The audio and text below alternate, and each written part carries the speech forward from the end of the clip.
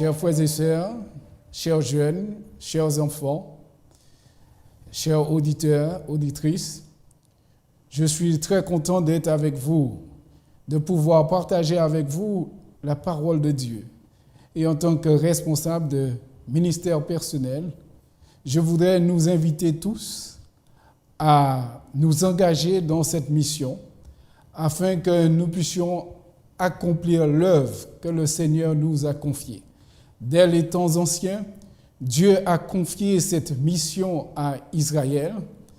Israël a échoué dans cette mission, mais maintenant Dieu confie cette mission à son Église et il s'attend à ce que chacun de nous puissions être un disciple et que nous puissions nous engager totalement. Mais juste avant d'entrer dans ce message, je voudrais nous inviter à la prière. Notre Dieu, notre Père, ô combien nous te sommes reconnaissants pour ton amour pour nous, pour tes bienfaits envers nous. Et par-dessus tout, pour ton Fils Jésus, qui est venu dans ce monde, qui a donné sa vie sur la croix du Calvaire, afin de nous racheter et de faire de nous des fils et des filles de Dieu.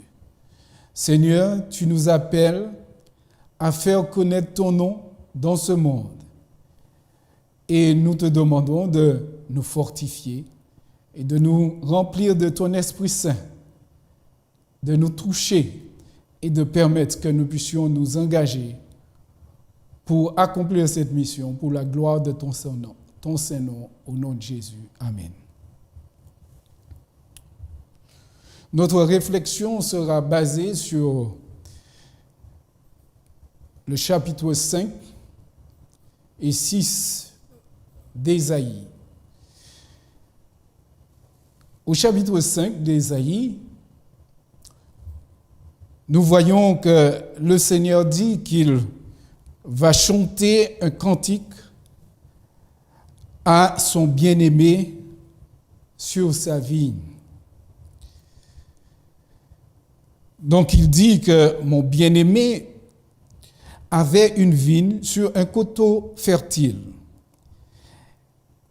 Il en remua le sol, ôta les pierres et y mit un plan délicieux. Il bâtit une tour au milieu d'elle.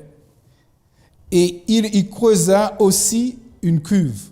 Puis il espéra qu'elle produira de bons raisins, mais elle en a produit de mauvais. Alors, le Seigneur demande qu'est-ce qu'il va faire avec sa vigne. Au verset 6, il nous est dit « Je la réduirai en ruine, elle ne sera plus taillée ni cultivée, les ronces et les épines y crateront, et je donnerai mes ordres aux nuées, afin qu'elles ne laissent plus tomber la pluie sur elle. » Quelle est cette vigne? La Bible nous donne la réponse au verset 7. La vigne de l'Éternel des armées, c'est la maison d'Israël et les hommes de Juda. C'est le plan qu'il chérissait. Il avait espéré de la droiture et voici du sang versé. De la justice et voici des cris de détresse. Au travers du reste de ce chapitre, nous allons voir 6 malheurs et il y aura un 7e au chapitre 6 et ce 7e va nous concerner tous car nous allons découvrir comment un malheur peut nous faire du bien et nous amener à prendre une décision pour nous engager avec le Seigneur. Le premier malheur, parmi les 7 malheurs que nous trouvons dans Ésaïe, chapitre 5 et chapitre 6, se trouve au verset 8 du chapitre 5. Il est dit « Malheur à ceux qui ajoutent maison à maison et qui joignent champ à champ jusqu'à ce qu'il n'y ait plus d'espace et qu'ils habitent seuls au milieu du pays. » Deuxième malheur, au verset 11, « Malheur à ceux qui, de bon matin, courent après les boissons enivrantes et qui, bien avant de la nuit, sont échauffés par le vin. » Troisième malheur, verset 18, « Malheur à ceux qui tirent l'iniquité avec les cordes du vice et le péché comme avec les traits d'un char. »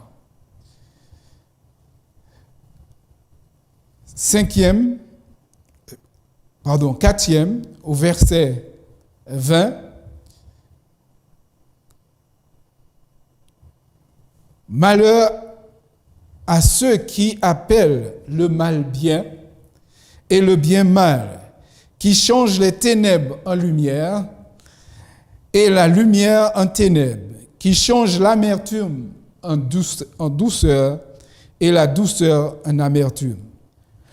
Malheur à ceux qui sont sages à leurs yeux et qui se croient intelligents. Malheur à ceux qui ont de la bravoure pour boire du vin et de la vaillance pour mêler des liqueurs, qui justifient le coupable pour un présent et enlèvent aux innocents leurs droits. » En lisant ce chapitre, j'ai découvert qu'il y avait ces 6 malheurs énumérés. Et je me posais la question, où se trouve le 7e? Et en poursuivant la lecture, au chapitre 6, nous découvrons un 7e malheur que je pourrais dire qui est un malheur qui fait du bien. C'est étonnant, mais c'est la réalité. Et je souhaite que pour chacun de nous, ce malheur puisse nous arriver afin que nous puissions nous engager pleinement dans le service de notre Dieu. Je lis au chapitre 6. « L'année de la mort du roi Osias, je vis le Seigneur assis sur un trône très élevé, et les pans de sa robe remplissaient le temple. Des séraphins se tenaient au-dessus de lui. Ils avaient chacun 6 ailes, dont 2 ils se couvraient la face, 2 dont ils se couvraient les pieds, et 2 dont ils se servaient pour voler. Ils criaient l'un à l'autre en disant « Saint, Saint, Saint est l'Éternel des armées. Toute la terre est pleine de sa gloire. » Les portes furent ébranlées dans leur fondement par la voix qui retentissait, et la maison se remplit de fumée. Alors je dis, « Malheur à moi, je suis perdu, car je suis un homme dont les lèvres sont impures. J'habite au milieu d'un peuple dont les lèvres sont impures. Et mes yeux ont vu le roi, l'Éternel des armées. » Mais l'un des séraphins vola vers moi, tenant à la main une pierre ardente qu'il avait prise sur l'autel avec des pincettes. Mais, verset 7, il en toucha ma bouche et dit, « Ceci a touché tes lèvres. Ton iniquité est enlevée et ton péché est expié. » Verset 8, c'est vraiment notre point de focus et nous allons y revenir, mais je vais lire tout d'abord. j'entendis la voix du Seigneur disant, « Qui enverrai-je et qui marchera pour nous ?» Je répondis, « Me voici, envoie-moi. » Chers frères et sœurs, Dieu, lorsqu'il nous appelle pour une mission et qu'il sait pertinemment que cette mission, elle est lourde, parce que Ésaïe, en tant que prophète, devait adresser des reproches au peuple. Le peuple s'est éloigné de Dieu. Nous pouvons voir dès chapitre 1 le cri qui est poussé par le prophète, alors que Dieu l'a appelé au ministère. Verset 2 du chapitre 1 nous dit, « Cieux, écoutez, terre, prête l'oreille, car l'Éternel parle. J'ai nourri et élevé des enfants, mais ils se sont révoltés contre moi. Le bœuf connaît son possesseur et l'âne la crèche de son maître. Israël ne connaît rien. Mon peuple n'a point d'intelligence. » Alors, chers frères et sœurs, chers amis qui nous écoutent, chers jeunes, le Seigneur désire nous enrôler dans la mission. Mais il ne veut pas que nous puissions aller en croyant que nous sommes démunis de tout. Et c'est pour cette raison qu'il va se révéler de manière puissante et grandiose à Ésaïe. L'autre prophète qui a eu une vision aussi puissante de Dieu avant Ésaïe, c'est Moïse, quand il fut appelé pour aller libérer le peuple en Égypte. Dieu lui a fait voir ce feu qui était dans ce buisson, un feu qui ne brûlait pas, mais qui était bien présent. Et donc Dieu va donner cette vision à Ésaïe, mais il est dit c'est de l'année de la mort d'Osias. Osias était roi en Israël et il était parmi les rois qui ont eu un règne d'une longue durée. La Bible nous dit dans 2 Chroniques chapitre 26 que son règne a duré 52 ans. Et pendant ces 52 ans, le roi a pu former une armée puissante. Il a construit des tours. Il a même fait construire des machines de guerre. Et il a pu rattacher des territoires à Israël. On n'osait pas lui faire la guerre parce qu'il était puissant. Au chapitre 26 de 2 Chroniques, il nous est dit qu'il était puissant car Dieu était avec lui. Mais dans toute sa puissance, son cœur s'est élevé. Et là, il s'est détourné de Dieu. Il a perdu sa puissance. Il est devenu lépreux. Mais au moment de sa mort, pour Ésaïe, un roi puissant est décédé. Mais Dieu va lui faire voir qu'il y a un roi plus puissant, tout puissant, qui est au-dessus de tout. C'est le roi des rois et le roi de l'univers. Alors, il va donner une vision à Ésaïe où il voit Dieu sur son trône élevé et juste le pan de sa robe qui arrive dans le temple qu'il voit. Notre Dieu est si élevé que Ésaïe ne pouvait pas voir sa face. Mais il a pu voir la gloire de Dieu parce que il est dit que le temple était rempli de fumée et que toute la gloire et la terre était pleine de gloire. Dieu voulait qu'Ésaïe puisse savoir qu'il ne devait pas placer sa confiance dans un homme, mais qu'il devait placer sa confiance dans ce Dieu qu'il a appelé à le servir. Oh, chers frères et sœurs, nous sommes tous appelés à être serviteurs de Dieu. Et il nous faut une vision de celui qui nous a appelés. Lorsque nous lisons ce chapitre d'Ésaïe, chapitre 6, eh bien, nous voyons cette vision.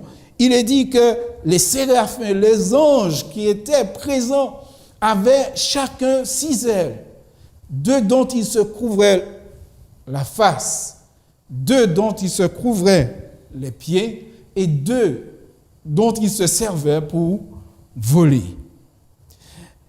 Les séraphins sont considérés comme des êtres ardents, des êtres de feu. Lorsque Ésaïe a vu la gloire de Dieu, il a crié « Malheur à moi, car je suis perdu ». Lorsque nous nous approchons de Dieu, lorsque nous avons une vision de la sainteté de Dieu, eh bien, nous comprenons combien nous sommes loin de lui. Et cet éloignement a poussé Ésaïe à crier « Malheur à moi, parce que je suis perdu ». Mais dans son malheur, il n'a pas été abandonné. Il n'a pas été oublié ou laissé pour compte. Il nous est dit que l'un des êtres de feu, l'un des séraphins, est venu avec une pierre ardente et a touché ses lèvres. Et lui a déclaré que son iniquité était enlevée et son péché expié. Quelle bonne nouvelle! Ce Dieu qui est si grand, si élevé, ce Dieu dont sa gloire pourrait nous foudroyer, a toujours un moyen de nous soutenir, de nous garder en vie, parce qu'il désire nous sauver. Il désire que nous soyons avec lui et il désire nous utiliser pour sa gloire. Lorsque l'ange a touché les lèvres d'Ésaïe en lui déclarant que ses péchés sont élevés, ses iniquités sont expiées, alors il entendit la voix disant « Qui enverrai-je et qui marchera pour nous ?» C'est une question que Dieu adresse à l'humanité, à chacun de nous. Dieu a besoin de serviteurs, d'hommes et de femmes qui soient capables pour être ses instruments, pour porter la bonne nouvelle, pour éclairer ce monde. Et il a besoin que nous puissions nous engager à ces questions. Qui enverrai-je et qui marchera pour nous? Ésaïe, étant bénéficiaire de la grâce de Dieu, ses péchés étaient pardonnés, il était content de savoir que ses péchés étaient expiés et que maintenant, il était accepté comme serviteur de Dieu, comme enfant de Dieu. Alors lorsqu'il entendit la question, sans hésitation, il a répondu, « Me voici, envoie-moi. » Remarquons bien, chers frères et sœurs, chers amis, chers laïcs, chers pasteurs, remarquons bien qu'il dit « J'ai entendu la question, qui enverrai-je et qui marchera pour nous? Je répondis, me voici, envoie-moi. » Remarquons bien que ce n'est pas sa mère qui s'engage pour lui. Ce n'est pas son père, ce n'est pas sa sœur, son frère. Mais il s'engage de manière personnelle parce qu'il a rencontré cette vision de Dieu, l'a touché, l'a transformé et maintenant il est prêt à s'engager pour le Seigneur. Oh, nous aussi, nous avons besoin de nous engager parce que la question c'est pour nous aussi. Dieu veut savoir s'il peut compter sur nous, s'il peut nous envoyer, si nous sommes prêts à marcher pour lui. Chers frères et sœurs, le temps est court. Le temps nous presse. Jésus revient.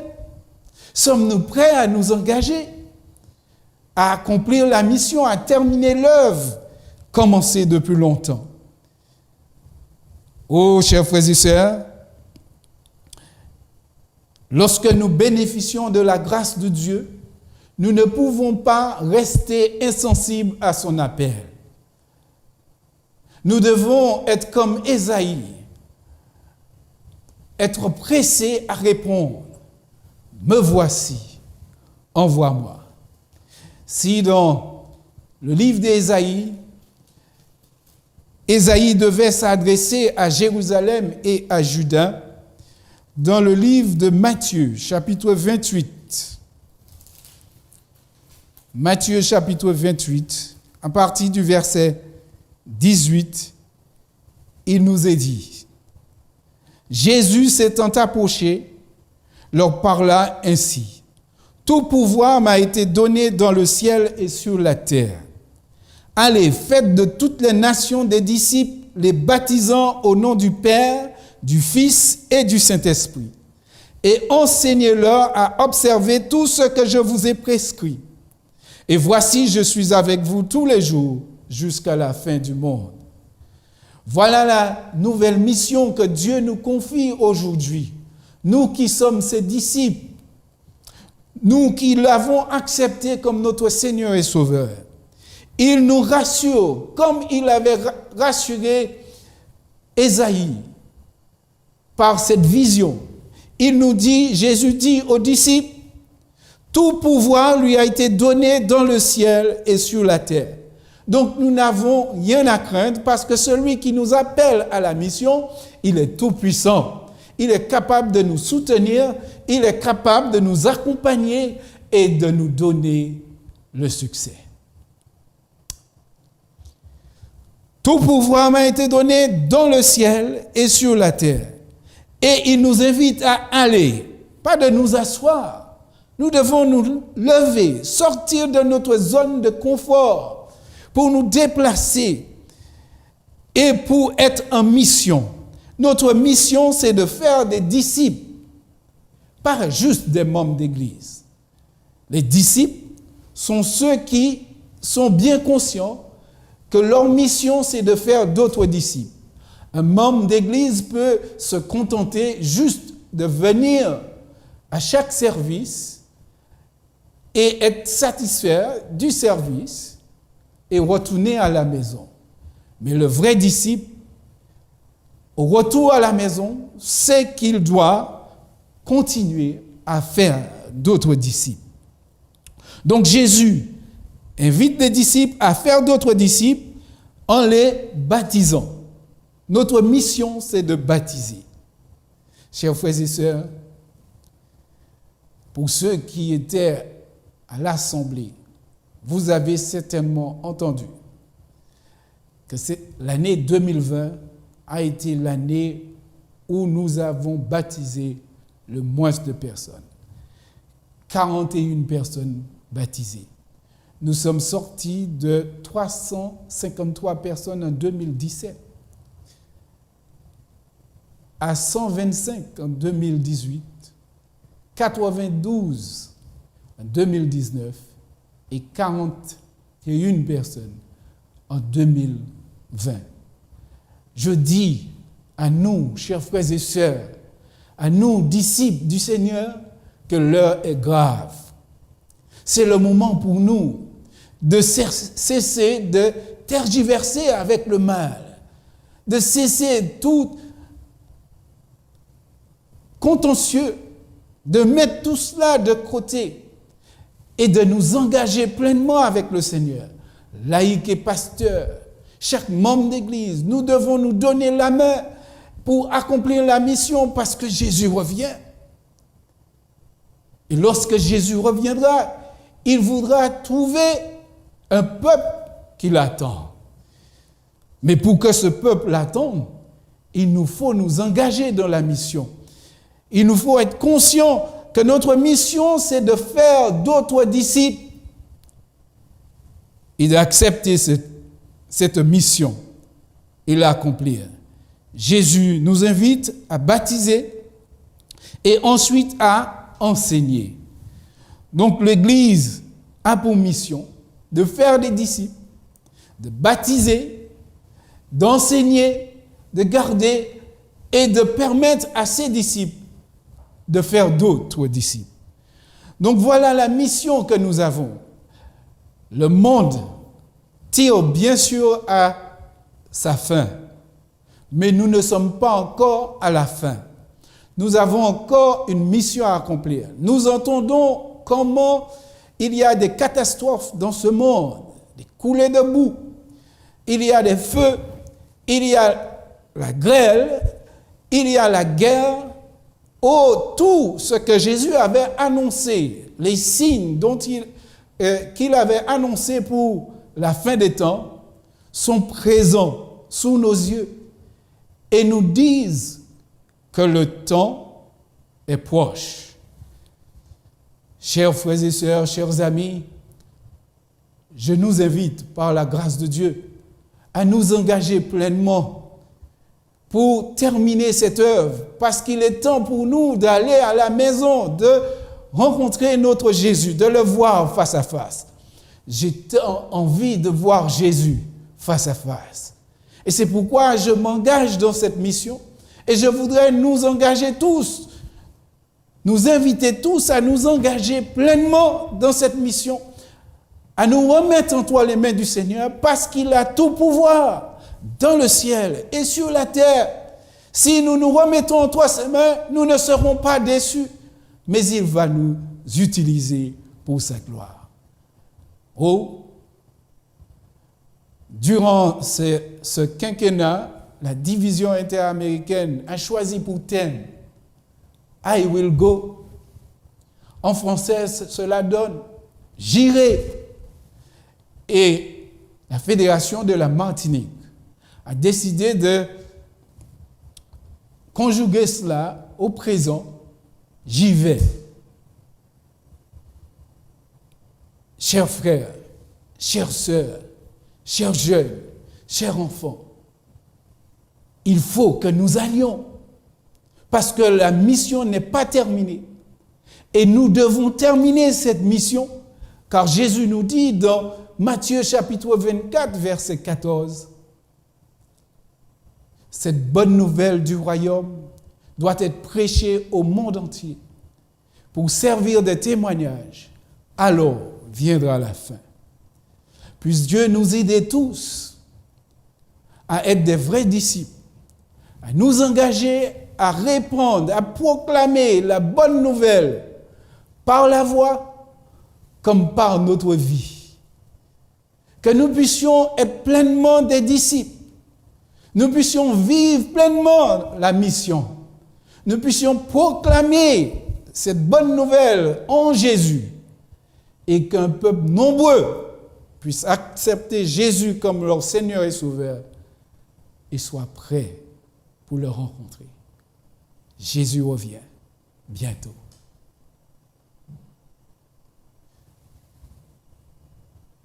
Nous allons nous incliner pour la prière. Éternel, notre Dieu, notre Père, nous te disons merci pour ta parole qui est là pour nous instruire. Merci pour ta parole qui nous fait savoir que tu es un Dieu d'amour et ce que tu souhaites par-dessus tout, c'est que nous soyons sauvés, que nous soyons avec toi, pas pour quelques jours, mais pour l'éternité. Seigneur, tu nous as promis que tu reviens bientôt nous chercher, mais en attendant, tu nous invites à nous engager dans la mission. Tu veux que nous puissions partager l'œuvre du salut des âmes avec toi. Seigneur, tu as tout fait pour que nous puissions être sauvés. Seulement, tu nous demandes d'être ta voix auprès de nos semblables. Nous savons que de nous-mêmes, cela est impossible. Et c'est pour cette raison que nous voulons nous remettre en toi tes mains et nous te demandons de nous remplir de ton Saint-Esprit. Et que ton Saint-Esprit agisse en nous et que nous soyons transformés et que nous soyons prêts à nous engager. Merci Seigneur de nous pardonner nos manquements. Merci de nous pardonner notre négligence, notre manque d'engagement. Mais donne-nous la force maintenant à nous enrôler, à nous engager et à être ta voix auprès de nos semblables. C'est notre prière au doux nom de Jésus et pour ta gloire. Amen.